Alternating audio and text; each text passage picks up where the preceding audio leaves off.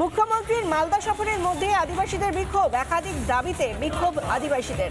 রাজ্য সরকারের বিরুদ্ধে বিক্ষোভ, মালদার গাজলে বিক্ষোভ আদিবাসীদের।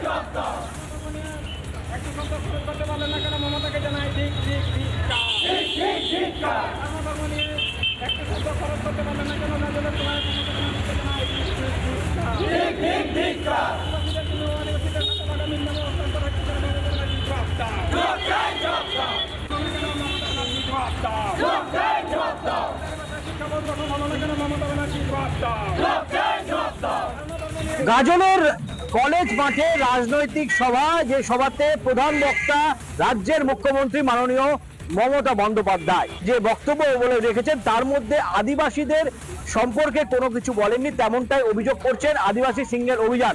এবং তারা আজকে রীতিমতো কালো পতাকা নিয়ে, মাথায় কালো ফিতা পরে তাদের আজকে তারা বিক্ষোভ করছেন। পশ্চিমবাংলার সান্তালি বোর্ড এখনো গঠন হলো না কেন, মমতা ব্যানার্জি জবাব দাও। পশ্চিমবাংলার শিক্ষা বা সান্তালি শিক্ষা বোর্ড গঠন হলো না কেন, মমতা ব্যানার্জি জবাব দাও। আদিবাসীদের জন্য খরচ করতে পারলেন না একটি শব্দ, মমতা ব্যানার্জিকে জানাই ঠিক ঠিক ঠিক। আশা রেখেছিলাম যে গাজলের সভা থেকে মুখ্যমন্ত্রী মমতা ব্যানার্জি আমাদের 4 দফা দাবি যে সমস্যা চলছে সেটা নিয়ে কড়া পদক্ষেপ নেবেন, কিন্তু এখানে এসে এক শব্দ আদিবাসীদেরকে নিয়ে, এই সমস্যাদের নিয়ে এক শব্দ খরচ করলেন না। এখান থেকে আমরা পরিষ্কার নিশ্চিত আদিবাসী বিরোধী মুখ্যমন্ত্রী মমতা ব্যানার্জি আর আদিবাসী সমাজ বিরোধী মমতা ব্যানার্জি শুধু এখানে রাজনীতি চমকার জন্য তিনি এসেছিলেন।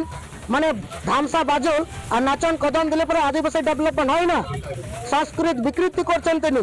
আগামী দিনে তারা তাদের দাবি যদি না পূরণ করা হয়, আগামী ডিসেম্বর মাসে তারা বাংলা বন্ধ ডাকারও এই বিক্ষোভ কর্মসূচি থেকে তারা পরিষ্কার হয়ে জানিয়েছেন।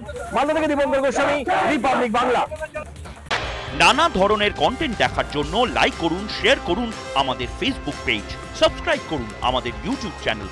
পাশাপাশি অন্যান্য ব্রেকিং নিউজের জন্য অবশ্যই চোখ রাখুন রিপাবলিক বাংলায়।